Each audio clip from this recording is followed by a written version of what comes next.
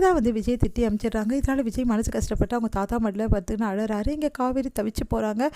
விஜய் வந்து எல்லார் முன்னாடியும் அவமானப்படுறதையும் எல்லாரும் அவரை திட்டுறதையும் பார்த்துட்டு காவேரியால் தாங்கிக்கவே முடியல. ரொம்ப மனசு கஷ்டப்படுறாங்க. ஆனால் அவங்களால வந்து போய் பேச முடியல. இவ்வளோ நேரம் வந்து எல்லாரும் உங்களை திட்டினாங்களே விஜய், நான் விட்டுருப்பேனா? நான் உங்களை ஒரு சொல்ல விட்டுருப்பேனா?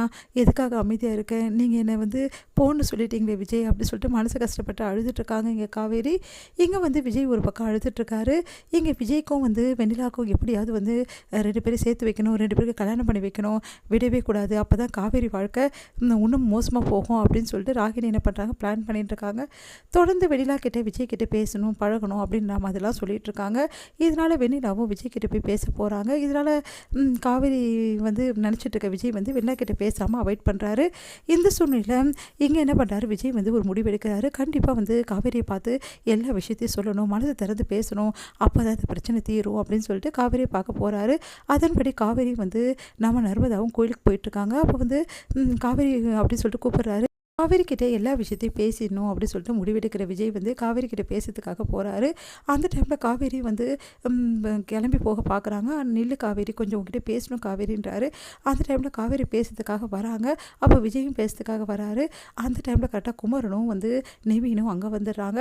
காவேரி வீட்டுக்கு போமா அப்படின்னோடனே காவேரி அப்படி நிற்கிறாங்க. சொன்னேன் காவேரி உன்னோட வீட்டுக்கு, அத்தை தேடிட்டு இருப்பாங்க, முதல்ல வீட்டுக்கு கிளம்பு.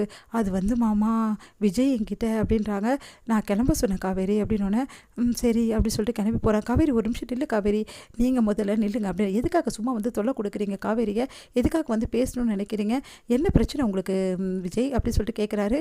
இங்கே பாருங்கள், உங்களுக்கு தான் என்ன பிரச்சனை எனக்கு தெரியல, தேவையில்லாமல் எதுக்காக எங்கள் வாழ்க்கையில் தலையிறீங்க, நானும் காவேரியும் பேசி எதுவாக இருந்தால் தீர்த்துக்க போகிறோம், எங்ககிட்ட எதுக்கு இங்கே பிரச்சனை பண்ணுறீங்க, எங்களை எதுக்கு இங்கே மீட் பண்ண விடாமல் பண்ணுறீங்க, நீங்கள் பண்ணுறதெல்லாம் கொஞ்சம் கூட சரியில்லைங்க, அதே மாதிரி அத்தை பண்ணுறது நீங்கள் பண்ணுறது எதுவுமே சரியில்லை. இங்கே பார், அத்தைன்னு சொல்கிறதுக்கு உனக்கு அருகதே கிடையாது, ஏன்னா அந்த உறவெல்லாம் முடிஞ்சு போச்சு, தேவையில்லாமல் பேசிகிட்டு இருக்காது, அதை நீங்கள் சொல்லாதீங்க, எங்கள் உறவு முடிஞ்சு போச்சா இருக்கான்னு சொல்லிட்டு நாங்கள் தான் தீர்மானிக்கணும், நீங்கள் தீர்மானிக்கக்கூடாது அப்படின்றாரு. இங்கே பாருங்கள், தேவையில்லாத எதுக்கு பிரச்சனை பண்ணுறீங்க, அதுதான் வந்து சொல்கிறாருல வேணான்னு சொல்லிட்டு காவேரி மீட் பண்ண வேணாம், அப்புறம் எதுக்காக வந்து மீட் பண்ணிட்டு இருக்கீங்க, முதல்ல இங்கேருந்து கிளம்புங்க விஜய் அப்படின்னு.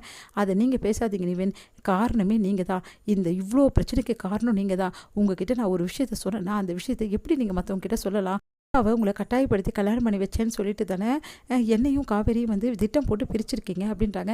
எனக்கெல்லாம் அப்படி திட்டம் போட்டு பிரிக்கணும்னு அவசியம் இல்லைங்க, நான் ரொம்ப வற்புறுத்தி கேட்டதால் வேறு வழி இல்லாமல் சொல்ல வேண்டியதாக போச்சு, நான் உண்மையை தானே சொன்னேன், பொய் ஒன்றும் சொல்லலை. ஆமாங்க, உண்மையை தான் சொன்னீங்க, நல்லா திட்டம் போட்டு உண்மையை சொல்லி எங்களை பிரிக்கிறதுக்கு நல்ல ஏற்பாடு பண்ணி சொல்லிட்டீங்க, நாங்களாக சொல்லியிருந்தா எப்படி சொல்லியிருப்போமோ அப்படி சொல்லியிருப்போம், ஆனால் நீங்கள் இப்படி சொன்னதால் இப்போ எவ்வளோ பெரிய பிரச்சனையை வந்து நாங்கள் 2 பேரும் ஃபேஸ் பண்ணிகிட்டு இருக்கோம், நானும் காவேரியும் இந்த அளவு வந்து இழுத்து விட்டதே நீங்கள் தான், முதல் காரணமே நீங்கள் தான் அப்படின்னு.